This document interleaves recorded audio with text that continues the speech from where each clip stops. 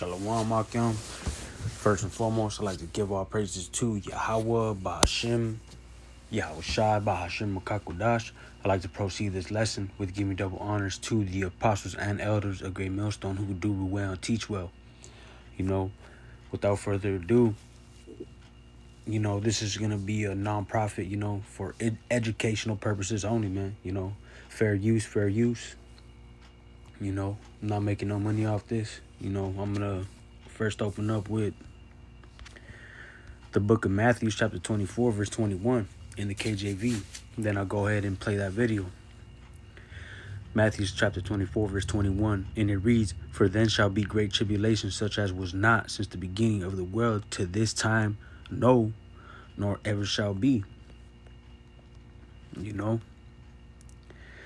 Matthew 24, verse 21 in the GNT, and it reads, "For the trouble at that time will be far more terrible than any there has ever been from the beginning of the world to this very day, nor will there ever be anything like it again."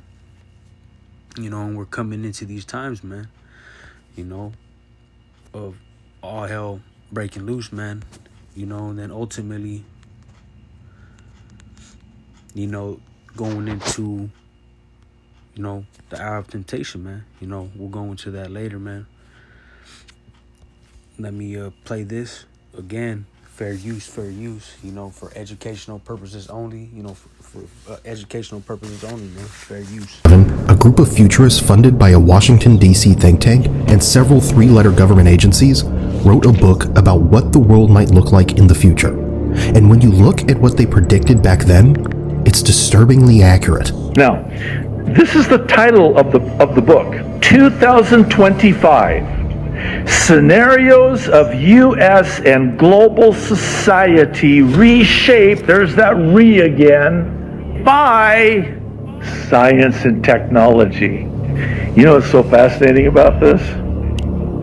It was published 27 years ago in the year 1997, and it was well funded by a Washington, D.C. think tank and three-letter government agencies.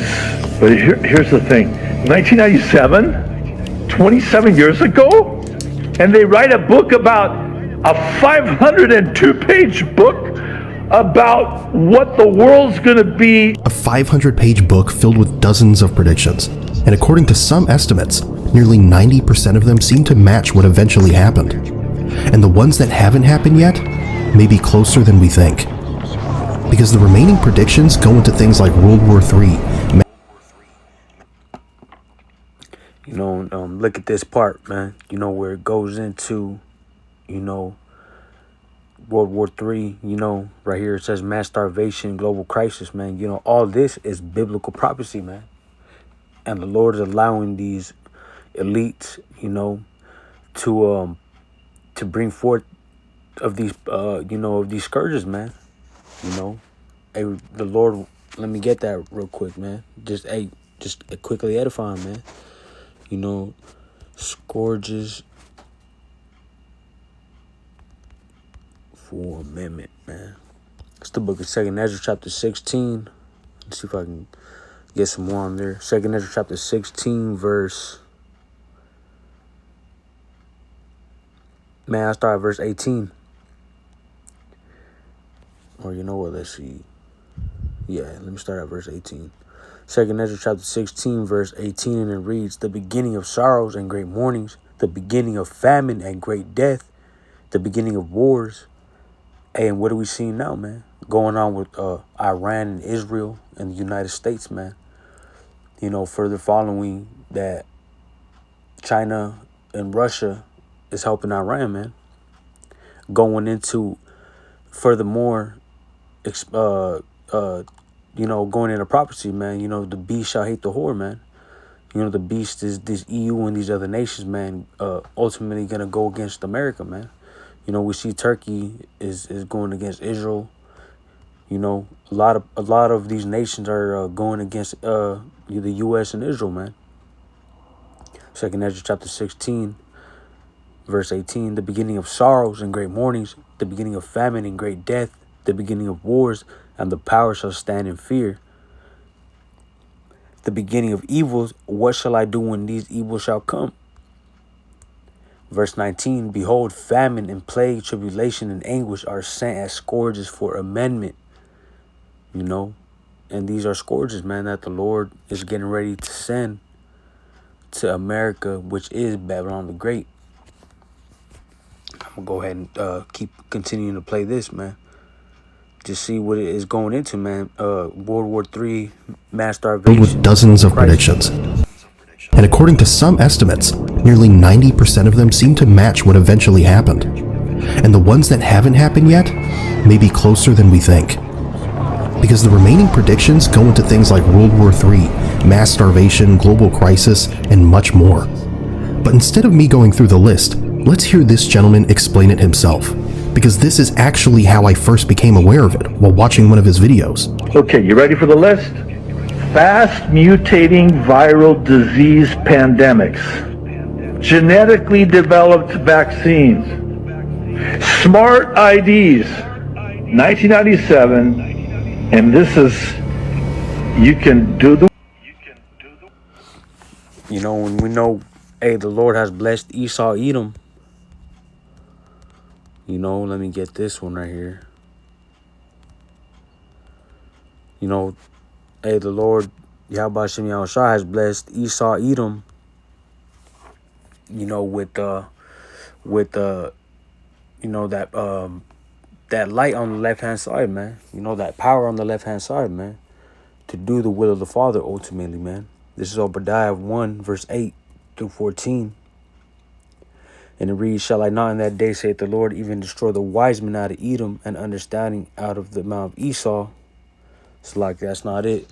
You know, but this is going into, hey, this is ultimately going to happen, though, man. In that day when the Lord returns, man. I'm going to read it again. Shall not in that day, saith the Lord, even destroy the wise men out of Edom and understanding out of the mount of Esau? You know, the Lord's only allowing them to do this for so long, you know. He's only allowing them to do this for so long, man. Ultimately, you know, this whole book is about Esau, Edom's despise, man. His demise, man. His fall. 2 Ezra chapter 6, verse 9, you know. Esau is the end of the world, and Jacob is the beginning of it that followed with, man. You know. Let's see, what's that one precept?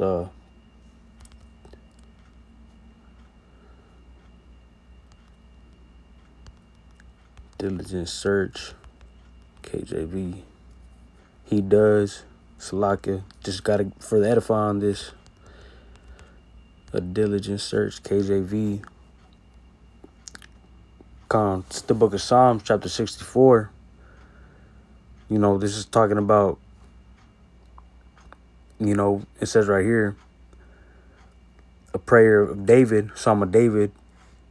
In my prayer, preserve my life from fear of the enemy, man. We know who the enemy is, man. It's talking about the so-called white man who is Esau, Edom. You know, I'm going to get straight to the point, though. Psalms chapter 64, verse 6. They search out iniquities. They accomplish a diligent search. You know, and the Lord allowed them to do this, you know, by way of their technologies, man. You know, they got all these AI, you know, these data servers, man. They got, you know, databases collecting people's information. You know, hey, we know what, we know Esau, you know what you want, man. You on that witchcraft shit, man. You know, they're always trying to interfere. I mean, they're always trying to gather information and interfere with, you know, with Jake's lives, man. You know, ultimately that's what they're here for, man. They're trying to throw Jake into that, you know, feeding him into a flock to slaughter, man. So, like, roughly paraphrasing, man. You know, verse 6, they search out iniquities, they accomplish a